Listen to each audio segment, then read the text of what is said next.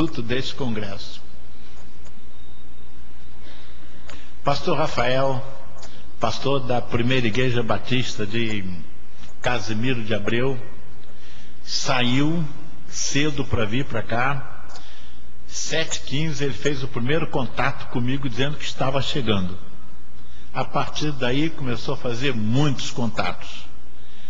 O último é que ele está no Alemão parado.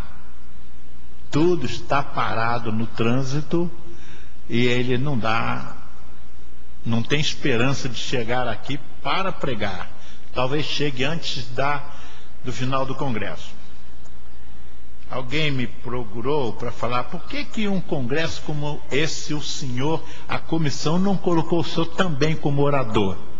E eu defendi a comissão dizendo o seguinte, que a comissão foi muito inteligente para dar uma folga à congregação.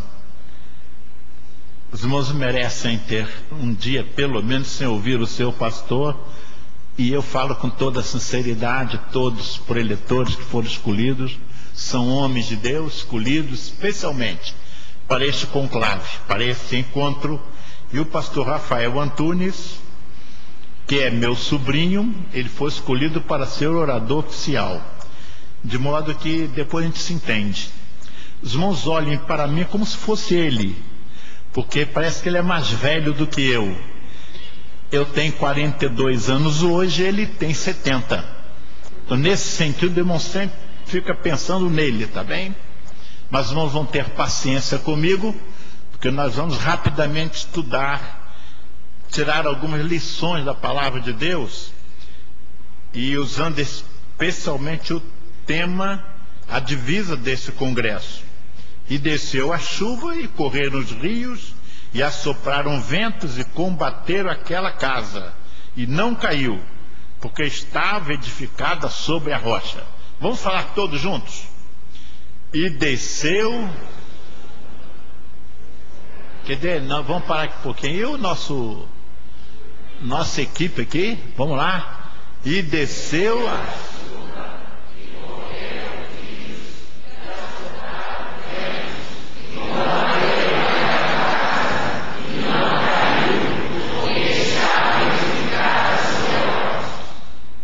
Essa preposição "e" significa que há algo antes.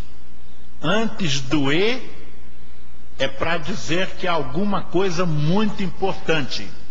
E o versículo 25 é complemento de um pensamento que está no versículo 24.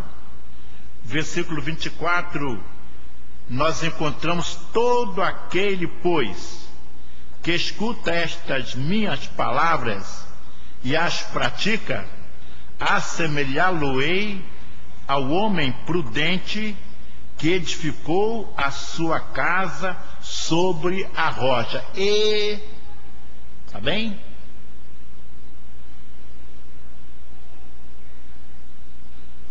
Você é esse homem prudente que edificou a sua casa sobre a rocha? Quem pronunciou essas palavras foi Jesus. Esta é a conclusão, a parte final do Sermão da Montanha. Sermão da Montanha, aquele sermão cujos primeiros versículos é um tratado de ética, uma introdução de um tratado de ética que ocupa todo o capítulo 5, 6 e 7 do Evangelho de Mateus. Se nós observássemos todos os ensinamentos, todas as orientações do Sermão da Montanha, nós teríamos um congresso diferente aqui, porque nós teríamos um congresso de famílias perfeitas. Senhor Jesus começa o sermão dizendo: bem-aventurados, bem-aventurados, bem-aventurados, bem-aventurados, bem-aventurados. Depois ele diz: entrai pela porta estreita, porque larga a porta, espaçoso o caminho que conduz à perdição, e muitos são os que entram por ela. E aí ele começa a dar uma série de orientações que traduzem as orientações que nós devemos receber ao longo de toda a nossa vida. Essas palavras não foram ditas para os discípulos ou para aquela multidão que estava ali ao pé do monte, mas eram orientações para todos nós. Então nós encontramos o Senhor Jesus chamando a nossa atenção: acautelai-vos, porém, dos falsos profetas, que vêm até vós vestidos como ovelhas, mas interiormente são lobos devoradores. Versículo 15. Acautelai-vos dos falsos profetas, dos falsos pastores, das falsas mensagens, que estão vestidos de ovelhas, mas na verdade são lobos devoradores. Você sabe, meu irmão, minha irmã, meu irmão chefe de família, minha irmã, de que na sua casa entram esses lobos devoradores. A porta está hermeticamente fechada, mas os lobos devoradores entram dentro da casa sem que você os convide. Os lobos devoradores entram dentro da casa mesmo que a porta esteja fechada. São lobos que estão denegrindo a imagem da família. Os lobos que estão tirando a paz do lar, mas eles entram como ovelhas. É triste pensar, irmãos, que há lares evangélicos em que a televisão é mais usada do que a palavra de Deus. Eu tenho feito uma campanha na igreja para lermos a Bíblia toda durante o ano, não é verdade?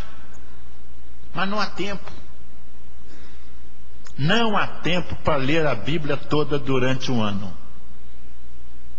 Eu estou lendo a Bíblia, eu estou lendo o Novo Testamento, como falei há poucos dias atrás, todo o Novo Testamento em 30 dias.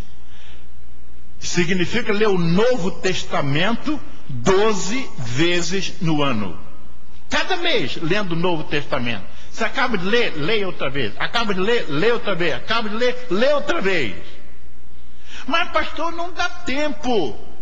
Meu irmão, minha irmã, o tempo que você gasta diante da televisão vendo novela, você lê 9 capítulos sem problema.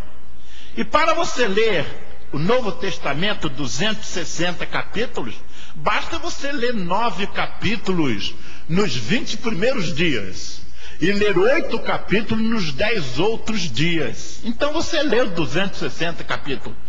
É o Novo Testamento. Se quiser mais, você pode ler a Bíblia toda no mês também.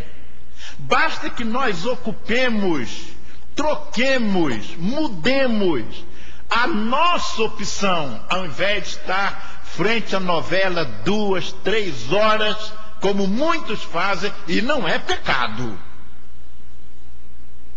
Mas não tem as melhores orientações para os nossos lares. Não deixe de ser um lobo devorador. É bonito assistir novela. É bonito ver certas moças muito bonitas, de corpo, se apresentando lá nos seus desfiles. Não é pecado, é bonito, mas é um lobo devorador. Há muitos lobos devoradores que estão acabando com o lar. E entram dentro do lar, então, os ciúmes, as malquerências, as maledicências, as intrigas, as invejas, todas elas são o quê? Na carta aos Gálatas, o pastor Paulo chama de frutos da carne.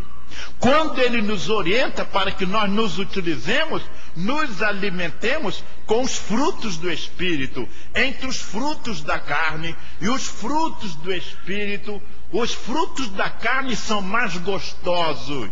Mas são essas coisas gostosas que, sem dúvida alguma, acabam com a paz, com a harmonia, com o ambiente espiritual dentro do lar. O apóstolo Jesus estava dizendo: cuidado, porque há muita coisa dentro da família que está transvertido de ovelha, mas não é ovelha, é lobo. Então ele continua dizendo: por